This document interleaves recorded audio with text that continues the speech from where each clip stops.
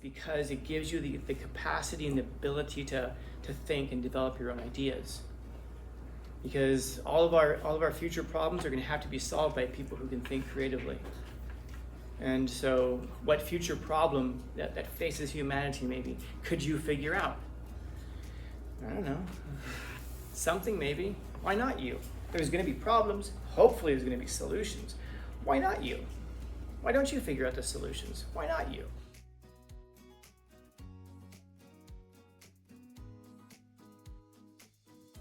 Right? It's like, oh, no one's ever going to love me. Or you really want this one thing to work out. Will you heal from it? Yeah, probably. No, never, ever. No, never. I'm not over it yet. Yeah, maybe. You should, probably. But what, by the way, usually heals you is not just time. It isn't just a matter of like, it's been a long time since it's happened. What usually heals you is that the time creates an understanding. So for example, if there's a breakup, is it somebody's fault? It isn't always someone's fault. Sometimes it's just the tune doesn't fit the chords, you know? Like, think of like your two favorite songs, especially if they're from different genres. Think about your two favorite songs. Take the lyrics from one song and put them over the beat of the other song. And try to make it, don't change the melody, just keep it exactly as it is. It's probably not going to work. Does that mean that there's something wrong now with those lyrics, with that melody? No, the melody's fine the way it is. Oh, so it must be something wrong with the music. No, the music is perfect just the way it is. It's just that music doesn't fit with that melody. The tune just doesn't fit the chords sometimes. And the more that we can understand that, we can understand a lot of things in life and let a lot of things go. If you apply for a job, for example, and you don't get the job, understand that once they brought you in for the interview, they told you something really important. They told you, you're qualified. You're good enough for this job. Now the question is, how do you fit in compared to the other people who were interviewing? And so if you don't get the job, all that they're telling you is, you don't fit in with the culture of our company, or somebody else just happens to fit better. That's all. You know, at any given time, there's only one number one song in the country. It's only one. Does that mean that the number 2 song sucks? No. Does that mean that the number 3 song sucks? No. You know, we should be careful about that too with our sports teams. Anybody in here Padre fans? Yeah, sorry to hear that. Sorry for all your losses over the years. I'm a Dodgers fan. Now, all of a sudden the heads come up. What did he say? That's the purpose of the lockdown. I'm a Dodgers fan. And it was so interesting when you saw last year the interviews between the Dodgers and the Padres. Padres, a lot of trash talking. Even after they choked in the series, the playoff series. And by the way, it wasn't that they choked. They were a good team. They were a very good team. The Dodgers are just better. Parents and visitors, we are all clear and no longer in secure campus. Once again, we are all clear and no longer in secure campus. Thank you for your attention. That is very important drill. Thank you. Have a good day. Was it a drill? It wasn't a real one.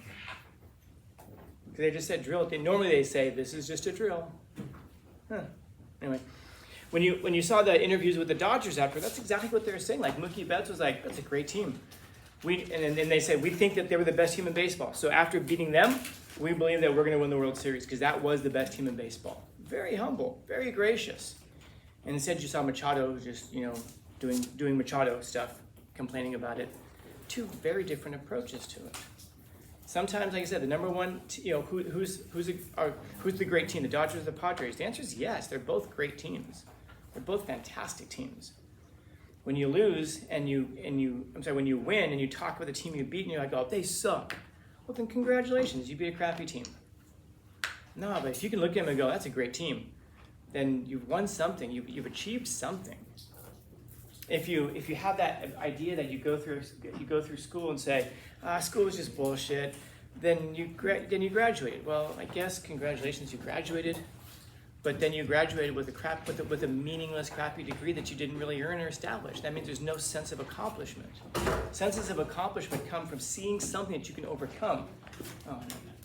From facing something very difficult and overcoming it, and this is the key, coming out better on the other side of it.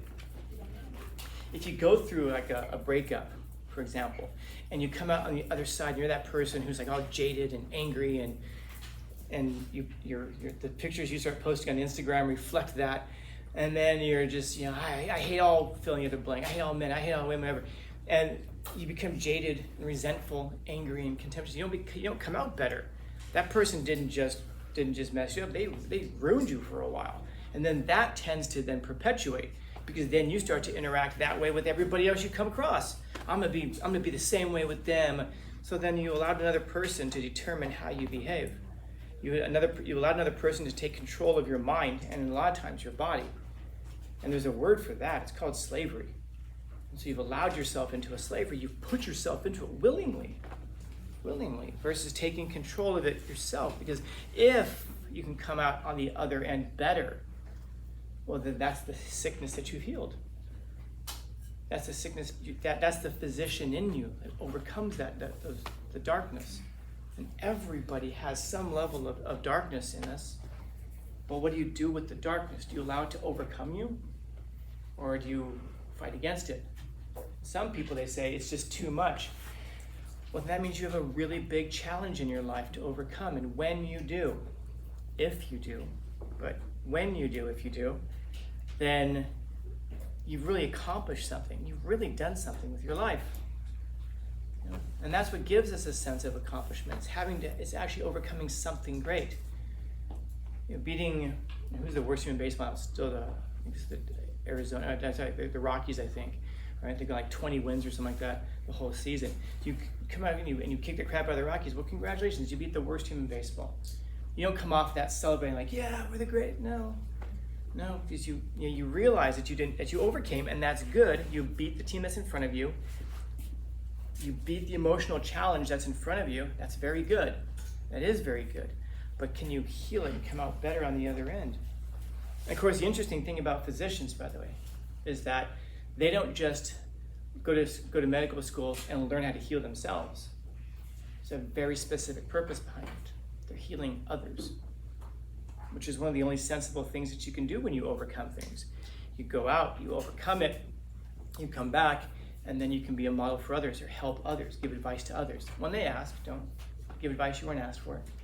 But then you become better, not just for yourself, but for your kids, your future children, for your future spouse, for your family, for friends, for everybody around you, and become a positive force in the world. I mean, the alternative is to become jaded and angry and resentful and become a negative force for everybody you interact with in the world. At the very least, be neutral. Do everything you can not to be the negative force. But if you come out strong enough and wise enough, you can become the better positive force for people in the world. So it says the pain is the breaking of the shell that encloses your understanding. It's painful to gain understanding. It's painful to gain wisdom. It's painful to gain knowledge. All of those things require sacrifice, incredible sacrifice. You don't become smarter without sacrifice. Because when everybody else is doing fill in the blank of entertainment, you're gaining knowledge, you're studying, you're learning, you're thinking. Everybody else is partying, you're thinking. Everybody else is trying to figure out how to cheat. You're doing it the real way and developing and learning. All of those sacrifices are the things that build up and make you stronger and make you, again, a positive force.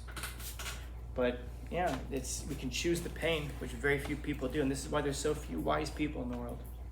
This is why if you are wise, you'll find that people will gravitate towards you and they'll look up to you.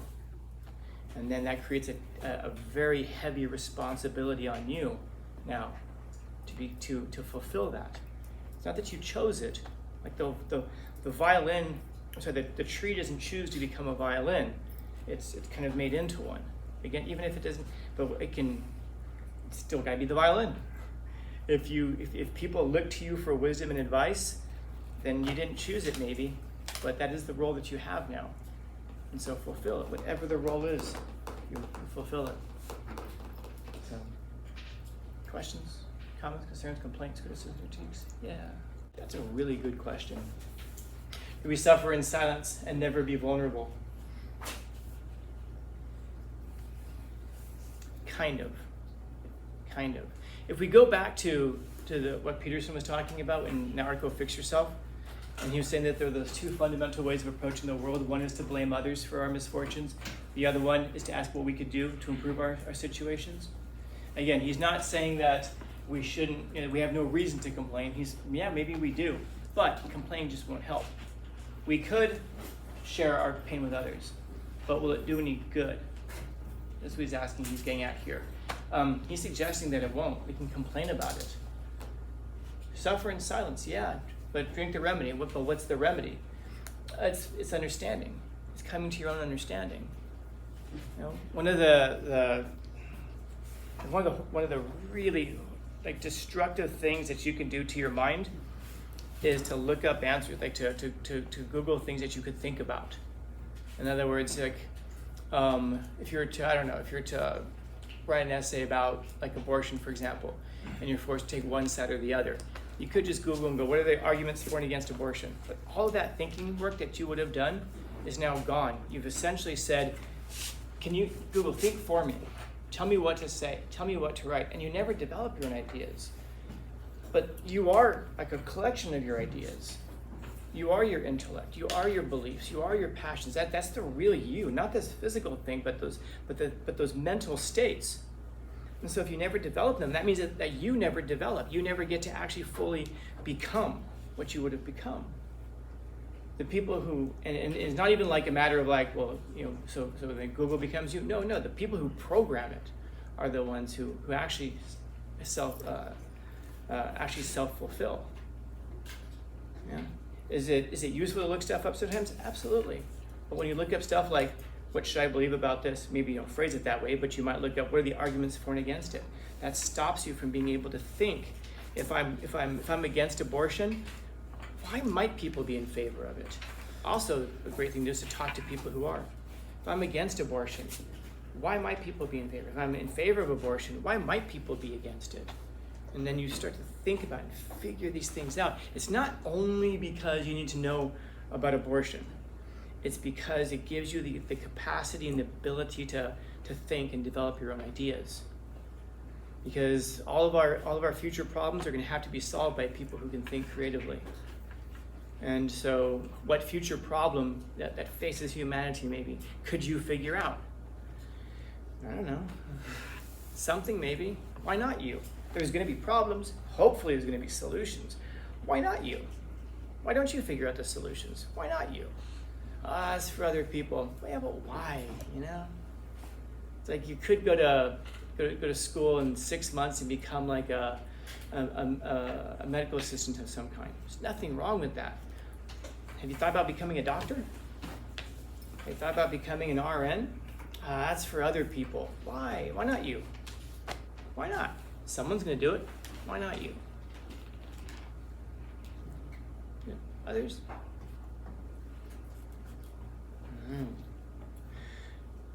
Happy Thursday.